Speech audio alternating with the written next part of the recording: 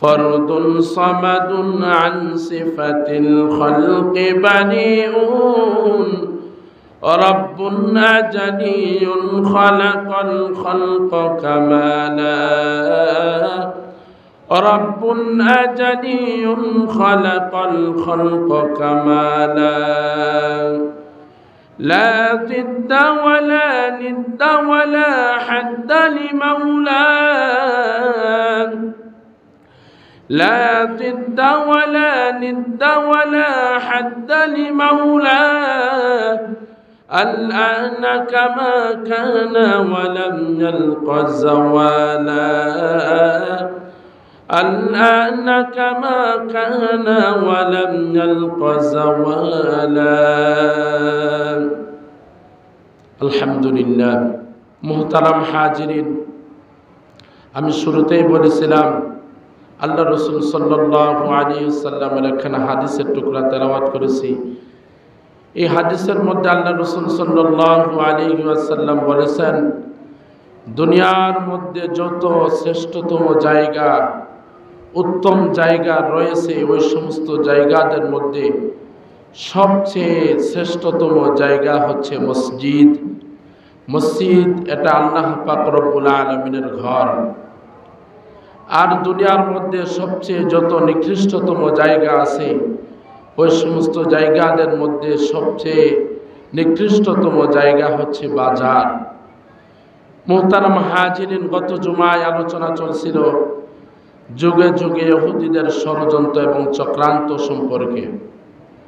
বর্তমান জামানায় ইহুদিরা যে মুসলমানদের উপর আক্রমণ করতেছে, মুসলমানদের উপর যে তারা নির্যাতন করতেছে, ফিলিস্তিনের মুসলমানদের উপর যে নির্যাতন করতেছে, বাইতুল মাকদিসকে নিয়ে। বাইতুল মাকদিস এটা আল্লাহ পাক রব্বুল আলামিনের ঘর। বাইতুল অর্থ ঘর, মাকদিস এটা পবিত্রতম জায়গা। এর অর্থ হলো পবিত্রতম ঘর, মর্যাদাপূর্ণ ঘর। এই বাইতুল মাকদিসকে বাইতুল কুদুসও বলা হয়, আবার বাইতুল মাকদাসও বলা হয়।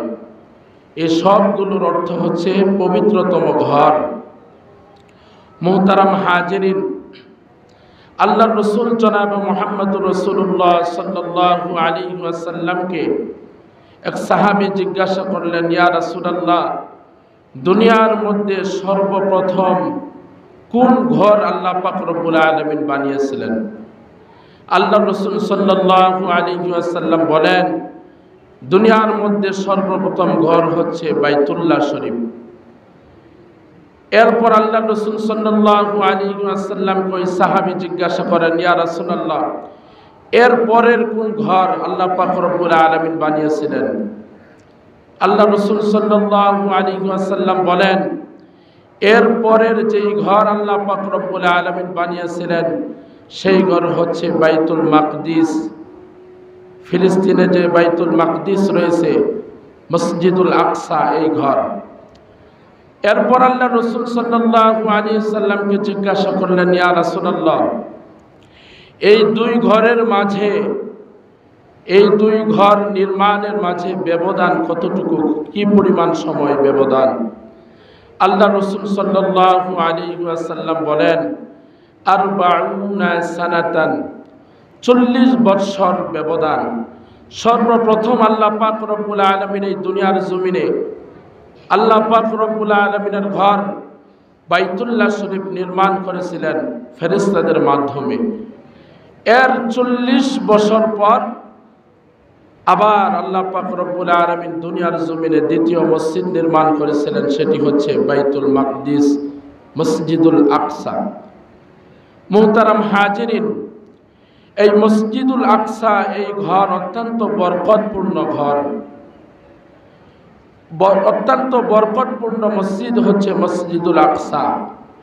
এই মসজিদকে কেন্দ্র করেই আশপাশের এলাকাকেও আল্লাহ পাক রব্বুল আলামিন বরকতপূর্ণ করেছেন।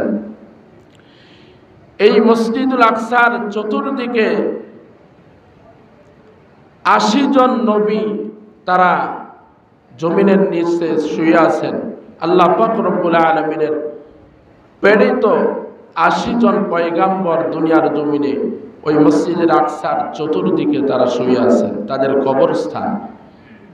মুহতারাম হাজিরিন, মসজিদুল আকসার চতুর্পাশে মসজিদুল আকসা সহ যে বরকতপূর্ণ জায়গা, এটা আল্লাহ পাক রব্বুল আলামিন নিজেই কালামে পাকের মধ্যে বলেছেন। আল্লাহ পাক রব্বুল আলামিন বলেন, সুবহানাল্লাযী আসরা বিআবদিহি লাইলাম মিনাল মাসজিদিল হারাম ইলাল মাসজিদিল আকসাল্লাযী باركنا حوله لنريه من آياتنا إنه هو السميع البصير। আল্লাহ পাক রব্বুল আলামিন বলেন, সুবহান সেই সত্তা যিনি তার বান্দাকে রাত্রিবেলা ভ্রমণ করেছেন, মিনাল মসজিদিল হারাম ইলাল মাসজিদিল আকসা, মসজিদে হারাম থেকে মসজিদে আকসায় ভ্রমণ করেছেন। মসজিদুল আকসাটা কেমন? আল্লাহ পাক রব্বুল আলামিন বলেন, আল্লাযী বারাকনা হাওলা, যেই মসজিদের আকসার চতুর্দিকে আমি আল্লাহ পাক রব্বুল আলামিন অনেক বরকত রেখেছি।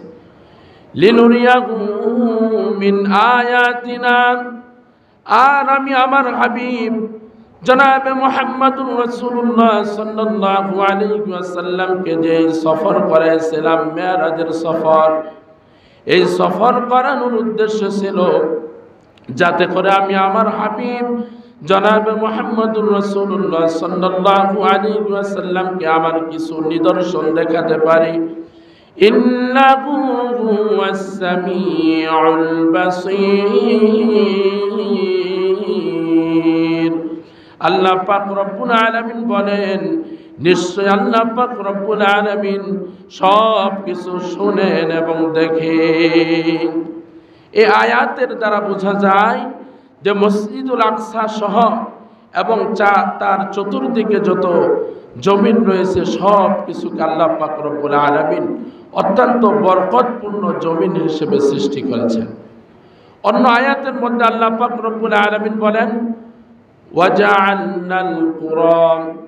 وجعلنا بينهم وبين القرى التي باركنا فيها قرى ظاهرة। আল্লাহ পাক রব্বুল আলামিন বলেন, আমি তাদের মাঝে এবং ওই জনপদের মাঝে আমি জনপদ স্থাপন করে দিয়েছি, যেই জনপদের মধ্যে আমি আল্লাহ পাক রব্বুল আলামিন বরকত রেখেছি, বরকত। হযরতে আব্দুল্লাহ ইবনে আব্বাস রাদিয়াল্লাহু তাআলা আনহু বলেন, এখানে জনপদ দ্বারা উদ্দেশ্য হলো বাইতুল মাকদিসের জনপদ।